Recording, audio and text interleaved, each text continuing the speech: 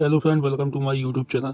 आज मैं आपको बताने वाला हूँ एक ऐसे राजा के बारे में जिसने 21 राजाओं को घुटने पर ला दिया था। घोड़े पीते थे 3 समंदर का पानी। वीडियो को जानने के लिए वीडियो के अंत तक बने रहे।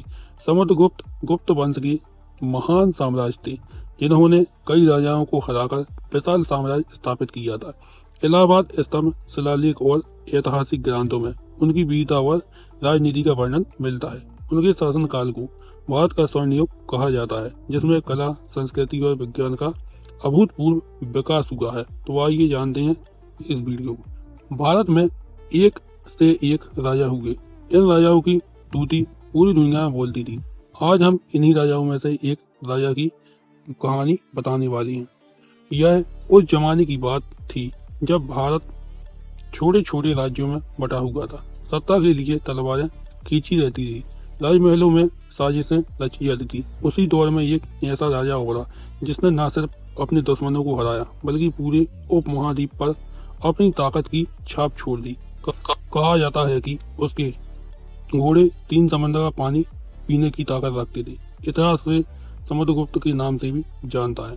गुप्त वंश का यह सम्राट उस दौर का प्रतीक बना जिसे ऐतिहासिक काल भारत का स्वर्ण युग कहते हैं।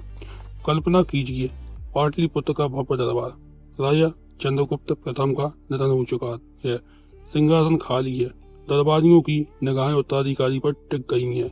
बड़े राजकुमार खुद को योग्य मानते हैं, लेकिन पिता के ने छोटे बेटे समुद्रगुप्त को चुना था। इलाहाबाद स्तंभ साहित्य में इसका उल्लेख मिलता है कि चंद्रगुप्त प्रथम ने दरबार के सामने समुद्रगुप्त को पृथ्वी का रक्षक बताया था, लेकिन यह फैसला महल के अंदर विद्रोह और खूनी संघर्ष की शुरुआत बन गया था।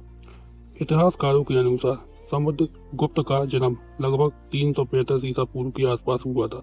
वह लिच्छवी राजकुमारी कुमार देवी का पुत्र था। इससे गुप्त साम्राज्य को राजनीतिक मजबूती मिली। पिता की मौत के बाद दरबार में भाई भाई आमने सामने आ गए। कुछ शोधकर्ताओं का मानना है कि कांच नाम का बड़ा भाई कुछ समय के लिए राजा भी बना। उसके सिक्के भी मिले हैं, लेकिन समुद्रगुप्त ने विद्रोह कर सत्ता हासिल की। हरिवंश पुराण में उसे सर्वजोचिता कहा जाता है। इसका मतलब है सभी राजाओं को हराने वाला।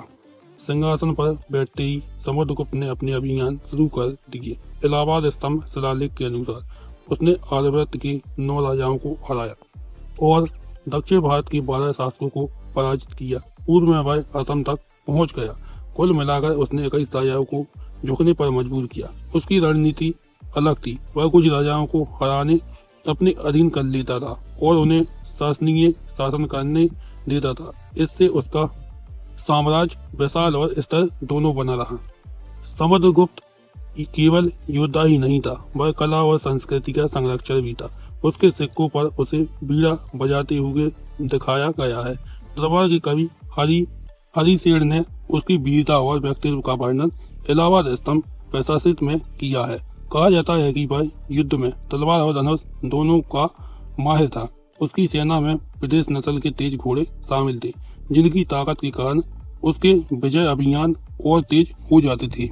उसकी सबसे चर्चित परंपराओं में अश्वमेध यज्ञ भी शामिल था। इस यज्ञ में छोड़ा गया घोड़ा जिस राज्य से गुजरता था वह वहां के शासकों को चुनौती मिलती थी। यदि कोई राजा घोड़े को रोकता था तो युद्ध होता था।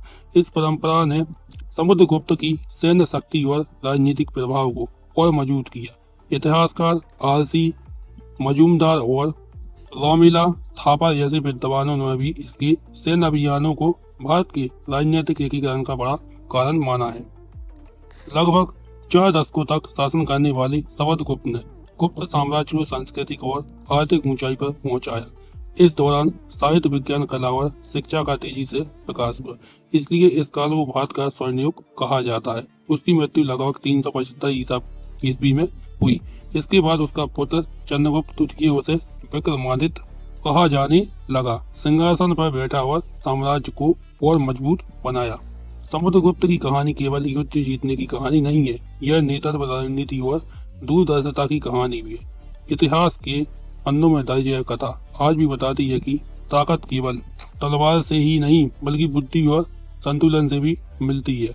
इलाहाबाद स्तंभ शिलालेख हरिशेर की सरस्वती हरिवंश पुराण और आधुनिक इतिहासकार के शोध समुद्रगुप्त की महानता की पुष्टि करते हैं। उसकी विरासत आज भी भारतीय इतिहास की सबसे चमकदार कहानियों में गिनी जाती है। अगर आपको मेरा वीडियो अच्छा लगा हो तो वीडियो को लाइक कीजिए, चैनल को सब्सक्राइब कीजिए और वीडियो को ज़्यादा से ज़्यादा शेयर कीजिए।